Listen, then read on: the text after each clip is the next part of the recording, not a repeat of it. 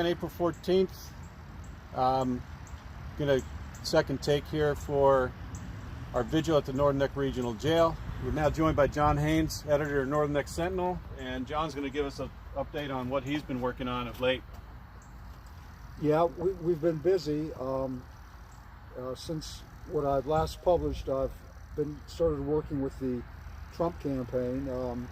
I believe they call it the MAGA Inc. And their spokesman is Joanna Wilshire. A lot of you would remember her as Joanna Miller. She was a senior staffer under the Trump administration, worked out of Peter Navarro's office. She recently married. She's Joanna Wilshire now, and we've been in contact quite a bit. We're providing her with information and vice versa.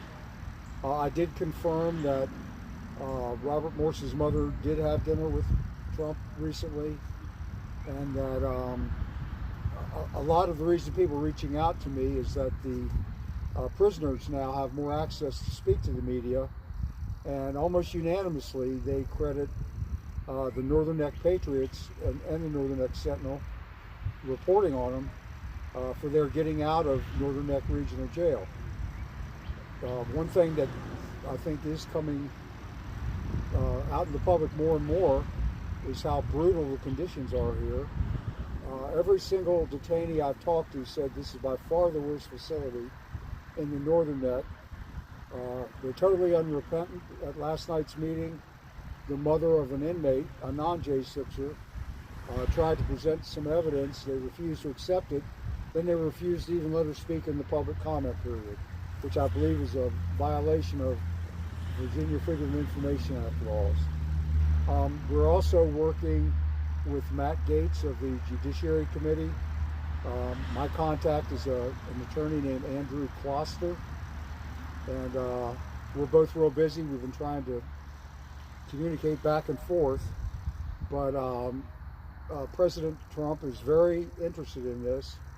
In fact, he's appointed Ms. Wilshire, who I just mentioned, as the lead person on All Matters J6. So I think we're making a lot of progress.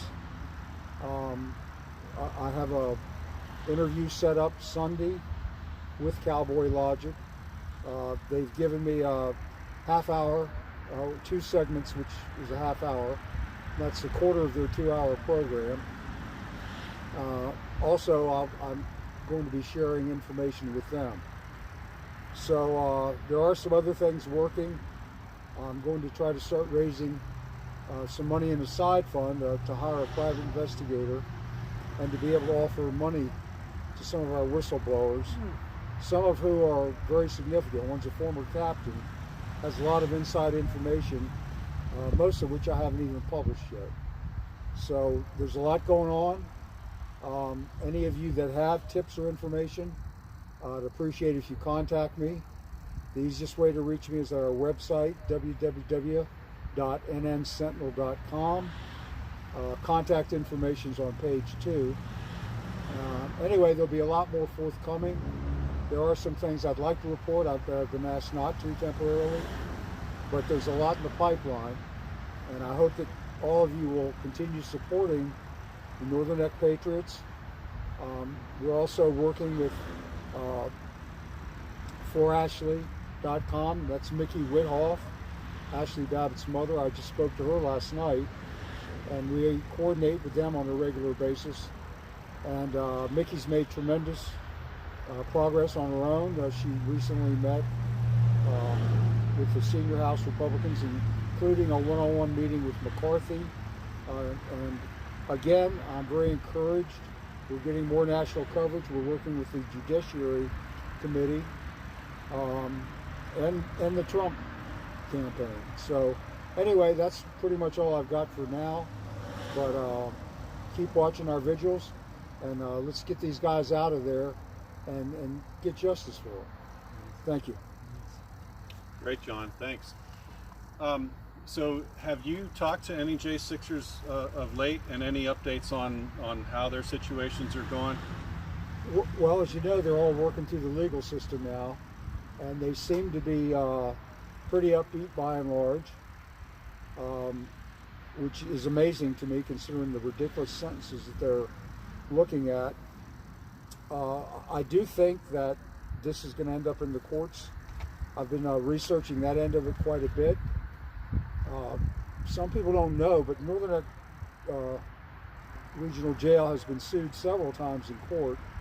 One case I was studying recently, Stevens versus NNRJ, the judge actually ruled one count in the favor of the plaintiff as far as negligent hiring practices. And I can verify that because they currently have a CO who's named Mr. Yerby, who's one of the more abusive guards. He was terminated a few years back from Richmond County for abusive treatment. So this is continuing, and of course it gets worse because most of the people leaving, including my primary whistleblower, left there because of the brutal conditions. So the good employees are leaving. They're hiring people that they shouldn't be hiring. So if you wonder why things aren't getting better, that's a large part of it. And turnover here at the jail is one of their big topics at every board meeting, because apparently that's been a problem in the past that the sheriff's noted early on, I believe. I know that that Ron here and some other people have been meeting with the jail board members, and I think some of them are very open-minded, and I think we can work with them. Some are just the opposite. But all of you that are local, any information you get, call it into me or call it into the Northern Neck Patriots. Come to some of the Northern Neck Patriot meetings. They're allied with other groups like the breakfast clubs, Tea Party groups, and others. And you know, when it comes to this type of thing, the more the merrier. That's great. So yeah, Northern Neck Patriots meet first Tuesday of every month at 6:30 p.m. at the VFW in Warsaw. It's open to the public. It's nonpartisan. We welcome everyone that's there to try to find out about what's really going on and offer any support and guidance that they have, or just come to learn. We have great guest speakers there every month. We've got a candidate for Virginia Senate that's going to be coming at our next meeting to speak and talk about her platform, so we're looking forward to that. But it's a great forum for people that want to get active in their communities. Here comes the sheriff right now. All right. Anything else, John, you want to add? I think we'll just shut it off if there's nothing else. No, I really don't have a lot more, Tom, but you know, I'll keep everybody advised. And it looks like the Cowboy Logic episode is going to air. I'm going to record it this Sunday. It looks now like it will be out the Sunday after, but I just sent an email to Don Newen to get the exact dates, and I had to leave before he had a chance to reply. So I'll be providing further updates. Sounds great. Thanks a lot, John. Glad to be of service.